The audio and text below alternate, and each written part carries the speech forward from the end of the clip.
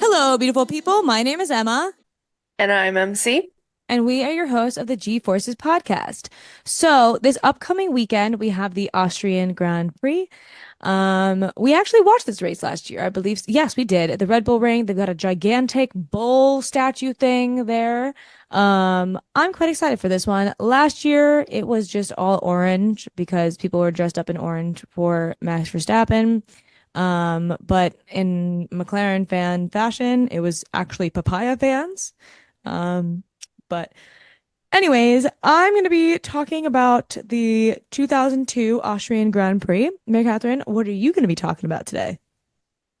I figured I would appease you because I think Emma wanted me to do a driver last week and I did James Bowles instead because I'm under a lot of pressure, you guys. Like, life is very difficult right now.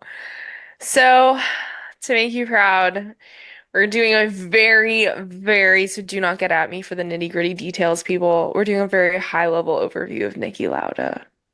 Oh, let's go. Yeah, Okay. I'm actually like, okay, not to like preface this, but like, obviously, it made sense that like Nikki was really favorited by Lewis, like the relationship between Nikki and Mercedes, and I'll get into that in a second. But when we're doing like the little bit, not little bit, like the decent amount of research that I did on Nikki, like I get it. Like I get why Lewis is the way Lewis is. I kind of get the way why like people look at Seb the way people look at Seb Vettel. Like I don't know. And we were talking last episode about how sometimes the guy's complaints are just becoming complaints. And then you see Niki Lauda do some of these things, and you're like, people don't mic drop anymore these days. So Oh I'm no. very excited. There's a few, I mean, his career and him as a person is legendary, but he definitely left a lasting impression on me. So I'll be going over his career. I'm pretty sure Niki Lauda was the one who locked all of the drivers into the hotel room back in the 90s and was like, "We are going to fight with the FIA over stuff right now." I think it was I his didn't get idea. it. I didn't get into that, but yeah, there was a strike. There was a driver's strike, and yeah, it was Niki Lauda and someone else. I don't want to say Mansell, but they basically to ensure that none of the drivers would drop out of the strike because then the strike is moot at that point. He was like, we're all going to sleep in the hotel dining room together, and apparently all the drivers slept. I'll have to look into this and like actually get the story and the reasoning for it. But long story short, all the drivers like slept in a dining room together. Apparently, it got very weird. There was classical piano being played. Like just a silly, goofy time. And apparently Niki Lauda was the one who was like, we're all locking ourselves in. It's honestly one of my favorite stories and like the weirdest thing that I think has happened in F1 because I think it just goes to show that a lot of these drivers, especially nowadays, they are friends off the track. Like they grew up around each other, even if they're not like best friends, they still grew up with each other. So I feel like if there was a strike nowadays, it might be difficult to do this, but I think a lot of them would band together, honestly, because a lot of them band together on most issues when it comes to F1 driver safety type stuff. Um, I don't know. I think if there was a driver's strike, I think it would be like hurting cats, to be honest, especially with the way of publicity these days. I think it would we Yeah. would see. It would depend on who's leading the charge. But yeah, so Niki Lauda is the driver of the week, you guys. All right. Well, we are going to get into it.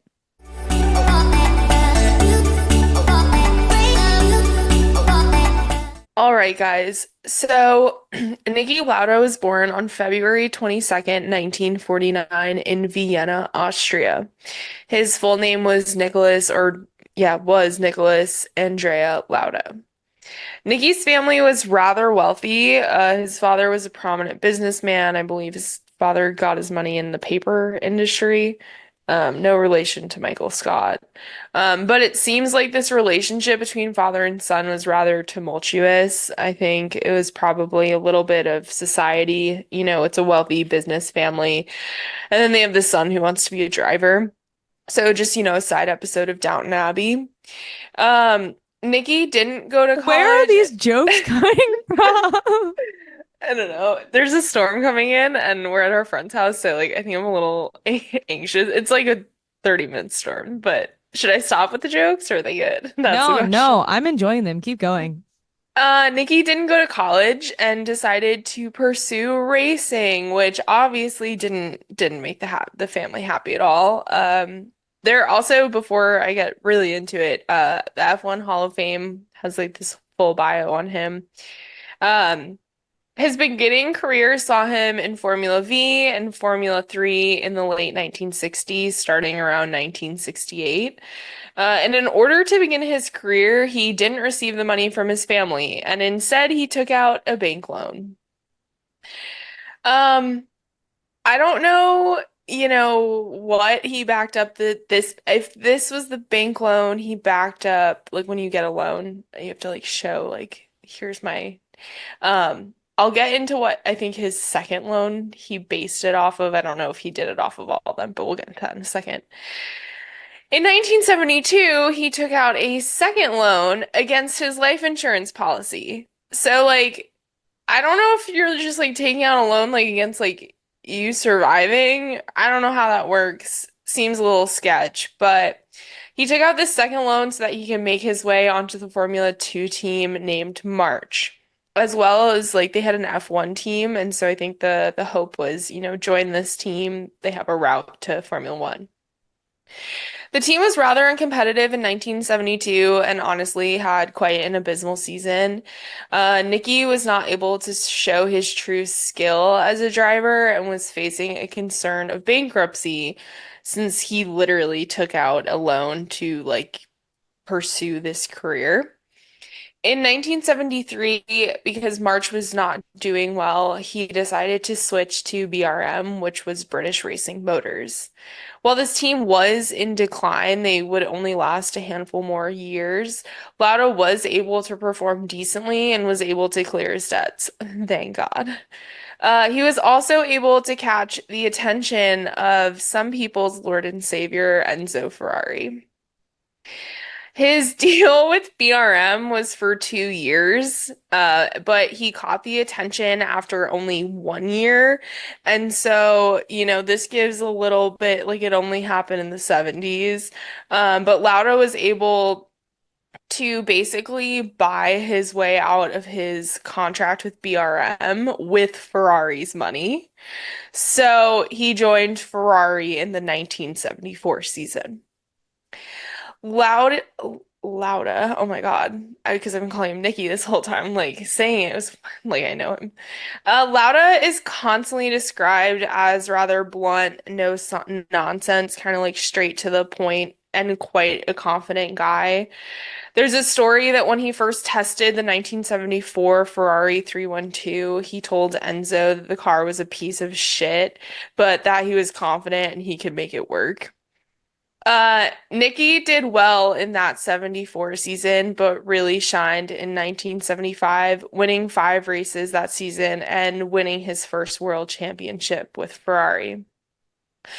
According to F1 Hall of Fame, apparently he was pretty nonchalant about his wins and even traded his trophies at this time to a local garage because it was taking up too much clutter in his house and he wanted it for in the exchange of free car washes. Would love to see if how long that free car wash situation was lasting. His family better No, have free car washes for life still, to be honest. oh, I mean, I would hope so. 1976 is the season that is not only infamous in the racing world, but also infamous to Niki Lauda's life and kind of who he is as a person. Nikki had managed the same achievement as 1975 and had 5 wins under his belt. He was basically projected to win the 1975 World Championship. The 1976 German Grand Prix at Nürburgring saw Niki's Ferrari crash during the second lap and burst into flames. Four drivers and a marshal plunged in to save Lauda, who many were unsure if he would even survive. He was physically pulled from his burning car. He had burns on his arms, as well as his face and his skull. He also had broken bones and his lungs were pretty damaged. This damage is something that will continue on for the rest of his life. He was so close to death that he was even given last rites at the hospital. He survived. Surprise! He made it. Infamously, 6 weeks later, and having missed only two Grand Prix, still covered in bandages, he placed fourth at the Italian Grand Prix. Apparently, he was still like bleeding. Jackie Stewart, who is someone that you'll see over like Silverstone weekend pretty heavily. He's the older gentleman that's in Tartan pretty consistently. He apparently said it was like Niki coming back for this like race was an act of bravery unseen. I almost Um, feel like I think I saw a quote somewhere where some of the drivers were like, this was like an act of God. Like most of us would still be in the hospital for the rest of the season. And meanwhile, he's apparently literally barely functioning, but still getting fourth place in a race. Apparently, the hospital is like, there's no scientific explanation beyond like sheer force of will. Like, this was like sheer, like, I'm going to fix myself. Um, Due to the scarring and disfigurement of his face and head, Nikki began to wear a red cap, and this red cap is something he became infamous with. This was like his when you thought of Niki Lauda, you thought of this red cap. He even went so far as hiring out his hat for sponsorships at a fee, of course. So that was always something that would carry on throughout his career. The 1976 season end result kind of put the final nail, I feel like, in the legendary season coffin. Like, I feel like this is like kind of the penultimate of like who he was. It's Rush. That's the movie. If you Yeah, want to it's pretty see good. this whole season, the 1976 season, Rush with Chris Hemsworth and the guy he always plays villains in Batman movies. He played Niki Lauda. It's great. But the championship season was very tight between Niki and McLaren's James Hunt. The final race that season was in Japan at the Fuji circuit, which we don't see today because we're at Suzuka instead. But Nikki decided to pull out of the race due to unsafe conditions in the rain. Now you have to remember, this is a man who, sheer force of will, is now back on the grid. He has gone through physical scarring that he will carry for the rest of his life, and he still is fighting for a world championship. This decision to pull out of the race subsequently handed the championship to Hunt, and Italy and Ferrari blew up negatively. Many fans, according to the internet, I wasn't alive back then, so I'm sorry, don't take this personally. Many Neither was the fans internet. saw Many fans saw this as a cowardly move, and apparently this instilled doubts in Enzo's mind, and word on the grid was that they were going to replace Lauda. Nikki, in this is where I'm like, I get it. Nikki did the 1977 season with Ferrari, and many saw this as his revenge arc. Like the last two seasons, he was able to clinch the championship. But he decided to skip the last two races and told Enzo Ferrari that he was leaving and going to Brabham. So he lost Ferrari. I don't know if he lost the championship by missing these two races. I have to see. But basically, just like that level of confidence of like you doubted me because I pulled out for a level of safety after I went through the most horrific besides death, the most horrific result that could happen from driving. Like, this is how you're gonna treat me. So, anyways, Well, and I feel like given the history of what we've read about Enzo Ferrari, him reacting in that way is not shocking. The vibe that we've gotten and quotes based from former drivers of Ferrari from back in the 50s, 60s, you were expected to risk your To kill life. yourself. Yeah. Yeah. Not just how the drivers today go out and they risk their lives. It was expected that if you have the possibility of dying, well, that's what you signed up for. Yeah. Which is insane. I mean, I think it's Phil Hill. We've had past drivers where they were great drivers, but, their anxiety or their level of safety was not the level of safety that Enzo Ferrari, agreed upon. So it tracks, is basically the conclusion statement of that. Um, Niki went on to do two more seasons in what is known as his first stint in F1. 1978 and 1977, but seemed to grow frustrated with the sport and walked away. He decided to open his own airline named Lauda Air. The endeavor grew to a point that he needed to gain more capital or what is known as money to grow, so he decided to enter back into F1 to bring in some more cash. In 1982, Lauda rejoined the F1 world for it's a debated amount. It's either 5 million US dollars or 3 million US dollars, which in 1982 is a whole large chunk of change. And this deal was with McLaren. Niki went on to win his third and final championship in 1984 with a slim margin of, I believe, half a point over a young Alan Prost, who is his teammate. Niki was last seen on the grid as a driver in 1985 before ultimately retiring from that role. While Niki left the world of being a driver, he didn't leave the F1 world and he served in so many different ways.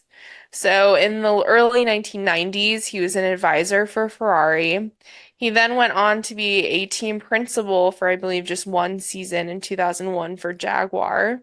He was a TV pundit. We've seen a lot of the drivers go on to be that. I personally love it. I think it's so insightful. And finally, in 2013, he joined Mercedes as a huge player on their team. He was a non-executive chairman of the Mercedes F1 team, a board member of Mercedes AMG Powertrains, as well as a special advisor to the board of Daimler AG. Sadly, on May 20th, 2019, at 70 years old, Niki Lauda passed away. I believe that there was just medical complications. He had a few kidney transplants. And then I think, he had pretty severe lung damage to his lungs. And I knew that from what I was reading, they were causing him difficulty later on in life. So, while he did live a long life, it wasn't as long as some of the other drivers that we've seen, but longer than others.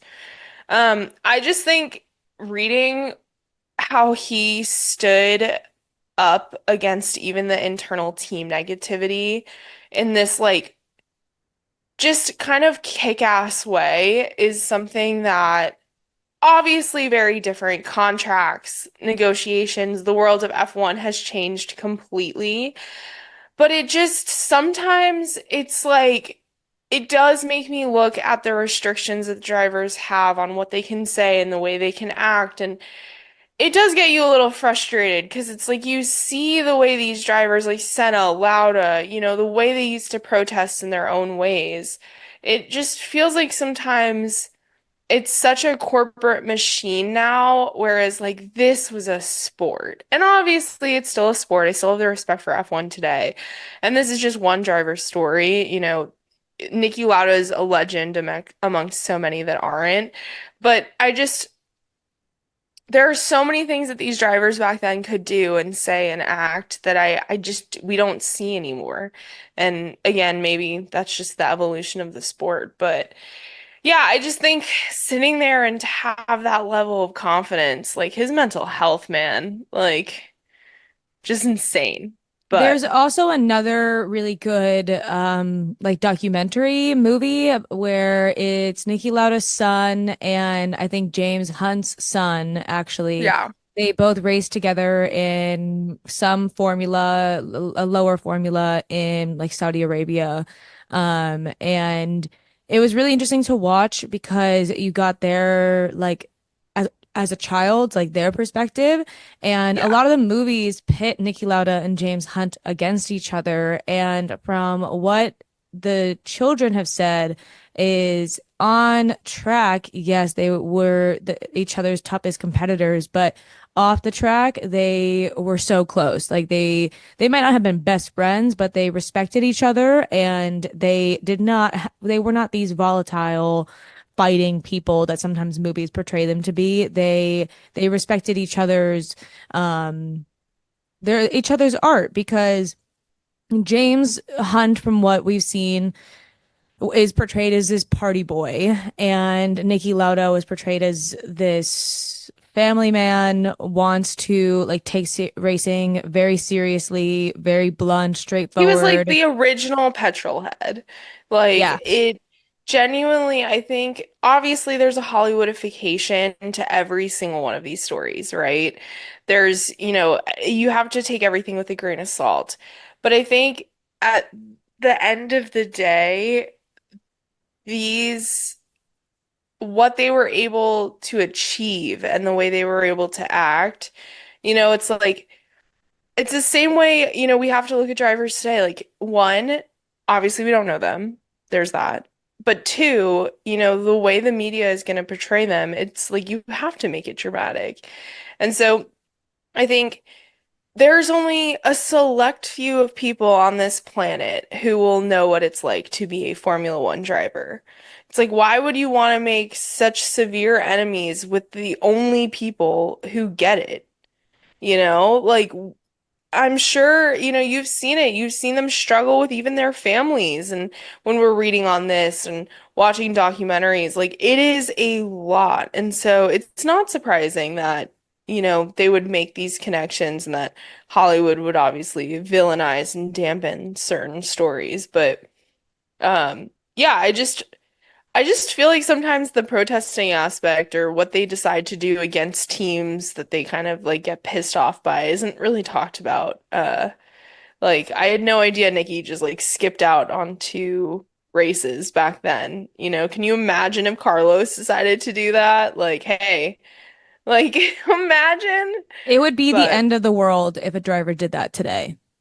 I mean, that's the other thing too is I'm just curious if the contracts are more like you're more liable to be sued or like ruined and destroy your career. I mean, if they literally skip out on the media tent, they're fined thousands of dollars. Hmm. So if they were to just protest by skipping a race, Oh it would yeah. it would be horrible for them. So, and it's not like, yeah, they're making like $1 million, but like we've heard in the past, people like Charles can sell his watch and pay for those fines, but people like Kevin Magnussen, they can't do that. So, yeah.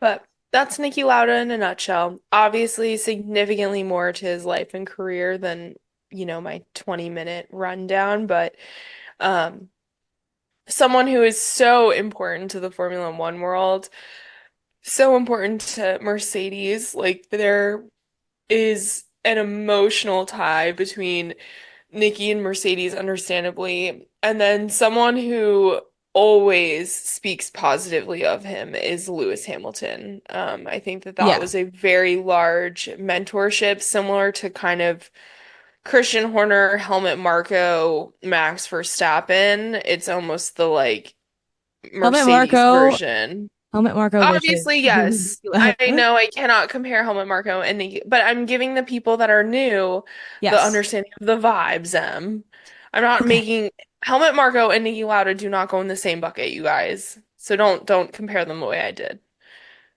There, happy Emma. I understand what you were saying, but I didn't want the people who don't know to, yeah. Anyways, I'm going to go over a past Austrian Grand Prix.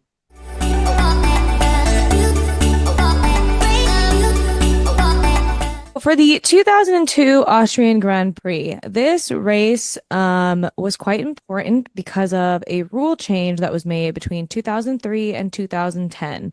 Um, I think if this rule change was made now, people would throw an absolute fit. But I think it would make it nice and interesting and a little bit spicy if they decide to change it back. I'll explain what the rule is towards the end because I want to talk about the race first. Okay. So this race happened at the A1 ring, which in 2011 was renamed the Red Bull Ring, which is where the Austrian Grand Prix now happens. Was It it was around, sponsored by like the A1 sauce people? maybe. I don't know. It didn't say I don't that. know. It seems like a little too American to name it off of like a sauce. That's very Nah. true. I could Yeah, definitely no. see America naming a track, like renaming Coda to the Heinz ketchup Dude, I track. graduated at the KFC Yum Center, so Yeah. I digress. Anyways, it was round six of 17 races. It was 71 laps, nine turns, which is interesting. And then it is considered a high speed track. About 70% of the lap can be driven at full racing speed, which I don't know if that's the same thing how it is now because I don't know the differences of the track now, but yeah. The driver standing before the race for the championship. In number one, we have Michael Schumacher with 44 points for Ferrari. And number two, we have Juan Pablo Montoya with 23 points racing for Williams. And number three, we have Ralf Schumacher in 20 with 20 points racing for Williams. A Williams P2 and P3 in the championship. How insane is that? One day. One And can dream. yeah. And fourth, we have David Coulthard with 9 points driving for McLaren. We love DC. In fifth, we have Jenson Button with 8 points driving for Renault. There were 11 teams at this point, and so there were 22 cars. There's some names that you'll notice. It's 2002, so you don't have quite have Lewis Hamilton yet, but you already have a young Mark Webber. When did Fernando join the grid? Was I think it oh 04? 2003 or 2004 because he Yeah, wasn't on it yet. So qualifying, I only wrote down the top three spots, but that's okay. we have Rubens Barrichello on pole, who was Michael Schumacher's teammate Teammate. on Ferrari. And then P2, we have Ralf Schumacher for Williams. And then P3, we have Michael Schumacher. This is the first race since like the season before, like partway through the season before, that Michael Schumacher was not on the front row, which is kind of wild. And leading up into this race, four out of the five or six, four out of the three races, Rubens Barrichello DNF'd. One of them he got like second, I think, and then another one he just didn't start. So he was having a very unlucky season. So for him to start out on pole, he was like, I finally found form. This is It's great. amazing. Yeah. It only lasted so long. Oh God. No, his form was great the whole race, but we'll get into it. So the race starts, and Rubens Barrichello had a great start, keeping the lead. Schumacher, when I say Schumacher, I'm going to be meaning Michael Schumacher, because I don't feel like having to say Michael Schumacher every single time. If I talk Yeah, about yeah. Ralph, I'll say Ralph. Okay. So Schumacher slotted into second place. Also, there's a lot that happens during these first 28 laps. Like there's a safety car that comes out, but it wasn't really important for the overall storyline of this race, so I'm not talking about that. But that happens. So the safety car goes in around lap 28 because there was a crash, I think, at the very beginning of the race. And then lap 28, Headfeld, I'm saying that wrong, but forgive me. His rear brakes locked, and he actually spun into Young's Minardi, which is the team that One of eventually the turns teams. into Toro Rosso, AlphaTauri, Visa Cash App. So he spun into that car and into Takuma Sato's Jordan, which then caused a massive crash. And it actually took 10 minutes to get Sato out of his car because the crash was so hard that the safety capsule was literally damaged and the exit section of it was was made It's smaller like from the crash. crumbled. And so he had a hard time. It took them 10 minutes to get him out of the car, and he actually had some like damage to his leg as well. It was actually a much worse crash than I think they were making it out to be in all of the things I was reading. But this crash, then after that crash happened, the safety car goes in, they get everything out. Everyone obviously lived, thankfully. Lap 63, we're back racing. Again, this race is only 71 laps. Lap 63, Barrichello is in front, Michael Schumacher is in second. Rubens Barrichello gets the radio from the team. Team orders are let Michael through. And Rubens Barrichello had already DNF'd 3 races, did not start one race, and did well for one It was race. like, let me live. Just let me live. I'm finally doing well. Let me live. Michael is already winning the championship by A 21 bajillion points. points. 21 Yeah. points. And it wasn't until the last lap that Barrichello let him through. He raced for the next 8 laps, being like, nope, nope. He let him through eventually. And they ended up finishing only a tenth apart. So it was like similar to Fernando Alonso and Checo from last season, and I think it was Brazil or Mexico or something, where it was a photo The finish. photo finish. It was a photo finish, which is kind of funny in my mind. I think it's hysterical that he did Can that. you imagine the anxiety that the pit wall and the team were having? Like, Well, apparently, immediately after they pulled up and they got out of their cars, they were being booed because of it. Um, Yeah. And so the podium ceremony is happening. And Michael was like, "No, no, no, Ruben, you go on the top. I'll stand in the second place spot." Which is not allowed, apparently. So the German anthem, because Michael Schumacher is German, the German anthem is playing as Rubens Barrichello is on the top spot. And who is not German? I think he's Brazilian. So that's happening. And the first place trophy gets handed to Michael, and Michael hands it to Ruben. Afterwards, um, Ferrari was fined for messing around during the podium ceremony, and a third of it was paid by Michael, a third of it was paid by Ruben. I think it should have been fully paid by Ferrari because it was Ferrari's team orders.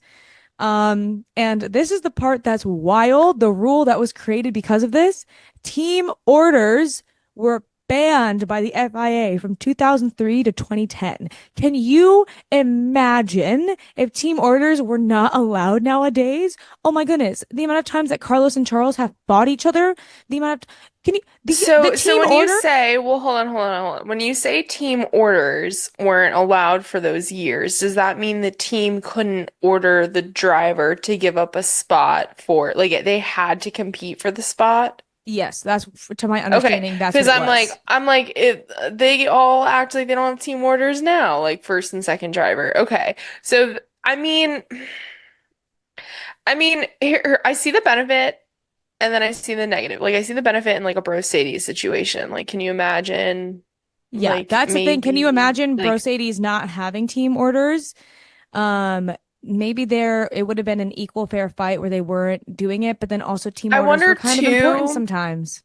I wonder too though if it was like so blatantly like it was like such a like a horrible display of team orders that it was like they had to like it was like the like Ferrari got caught red-handed. It was I that think like it okay. was.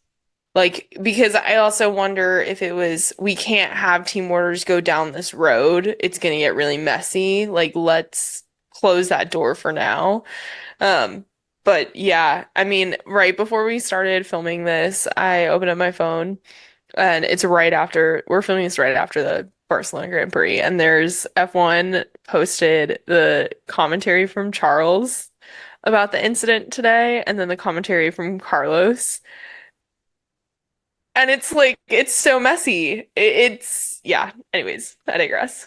I think if we didn't have team orders nowadays, that we would have more Brosades type fights, honestly. Like the people would I be think fighting things their would be teammates and it would be messy.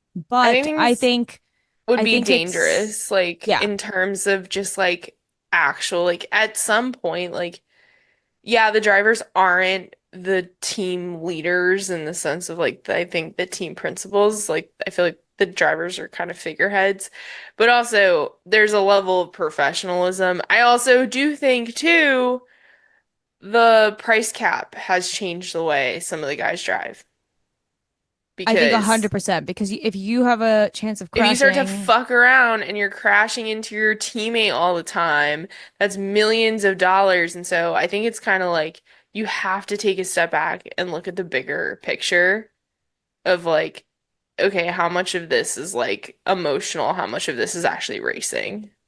I do wonder though if team orders didn't ex if they weren't allowed to happen, would some of the wins that have happened over the last decade have happened, or would it have gone to their teammates? Like, from what I've heard, there were many times where Valtteri was told to let Lewis pass. Would be a seven-time world champion if it wasn't for team orders sometimes?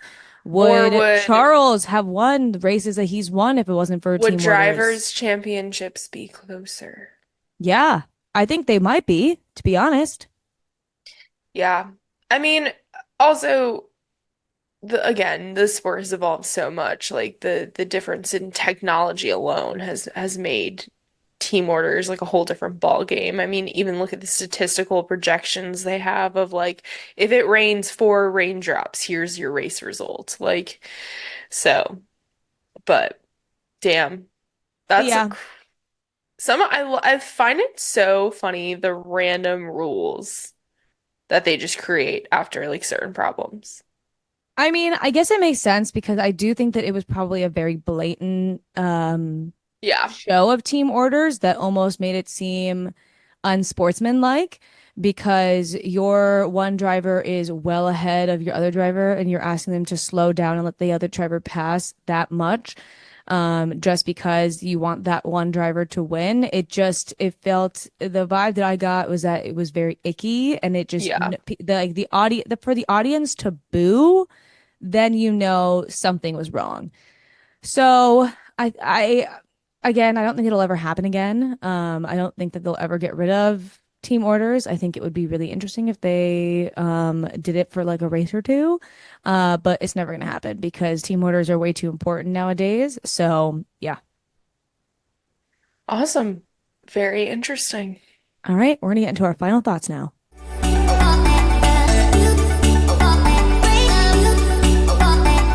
Our final thoughts. So we are going into Austria. I'm excited. I don't know what the weather is going to be like because it's a week out. But I do think that this race last year, I think Max won by a good chunk. But again, it's not last year. If it's another high speed track, I think McLaren's going to be up there and fingers crossed they can keep their strategy together. You know something I realized we didn't talk about last episode for the Barcelona Grand Prix? I What? wonder if McLaren's hospitality suite is repaired I because there totally forgot was about a that. fire on the was it FP3 quali day or was it I don't know, the first or second day? I think it was FP2, FP1 All of a day. sudden like on all of the socials because we follow like all the pundits and the teams and whatnot. There was like Kim Illman, one of the F1 photographers, he's always like the first person to post about certain things happening in the paddock. And so he posted a picture of the hospitality suite. And when they're in the leg of Europe, they're very cool. They're kind of like they travel and look like Transformers, like the way they build them, because they caravan them on the road.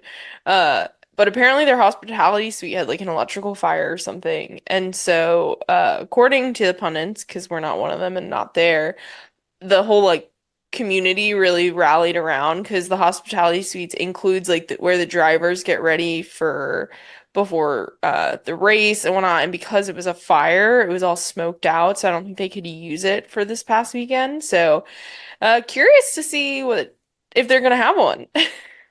I think it's probably fine now. Yeah. I do want to know which ones they ended up like. Did they just like hang out with like did Lando go hang out with Carlos or something? Like, did that happen? Who knows? I Yeah. do wonder where all the McLaren workers went. I wonder if they just like were like, okay, I heard Aston Martin has some good food. Let's go hang out there. Like, Yeah, I that's don't what know I how want it to know. works.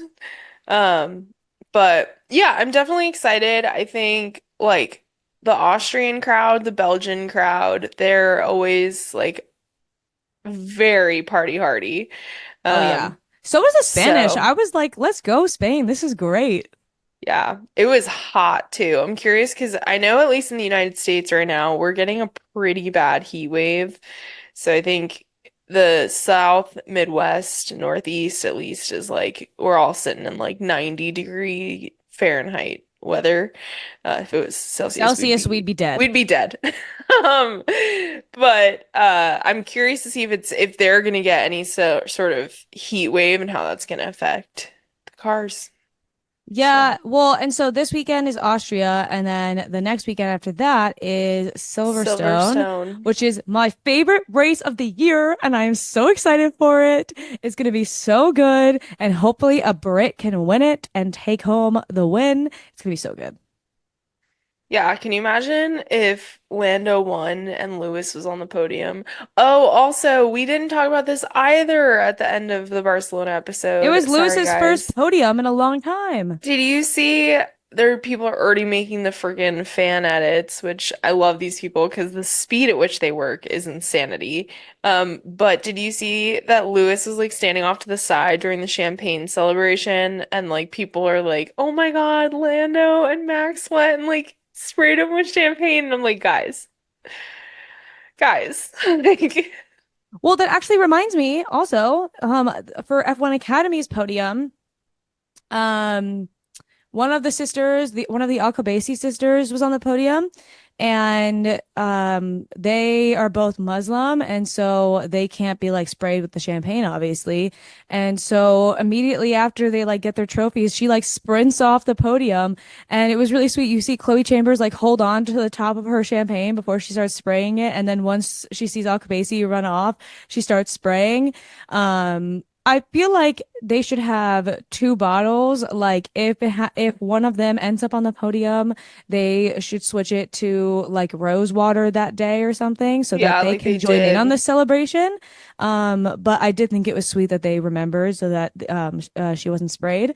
But yeah, I think I don't remember the next time that F1 Academy is with us, but it's sometime soon because this was only the second weekend they've been with us actually. Yeah, and I think they have 4 more weekends. I think they have 5 more weekends. I think it's 7 races that they're joining. I unfortunately do not know off the top of my head, and I don't want to give the people the wrong information. Yeah, we're not gonna tell you. You'll have to take a look at our Instagram and scroll back to their calendar. That's what Or you'll we'll have to tell do. you. I just want to give the correct info. That is true as well. Um, All right. Well, that's all that we have for today. As always, please make sure to look at all of our social medias, follow us on Instagram, YouTube, TikTok, all of the things, like, comment, share, uh, all of the reach things. out. Yes, we Reach love out. talking to We y'all. love to talk to y'all. I've seen a lot. I don't know if you saw the TikTok trend. There were all these women that were using the Laura Short, like, we're women, we're here to stay Yeah. audio. And they've been being, because I mean, I'm sure some of our listeners will know who are the newer fans. It's a little bit of a tougher community to break into. So especially as female fans. And so there's been a lot of women who've been like, I'm 23 and I'm looking for friends in motorsport. And so uh we're definitely here to create a positive community. Obviously always respectful no matter the person or where they're from. But yeah, we're always here, Yeah. always DIYing our content. Yeah. Uh, and yeah, thanks for listening. All right. Well, bye, guys. Bye.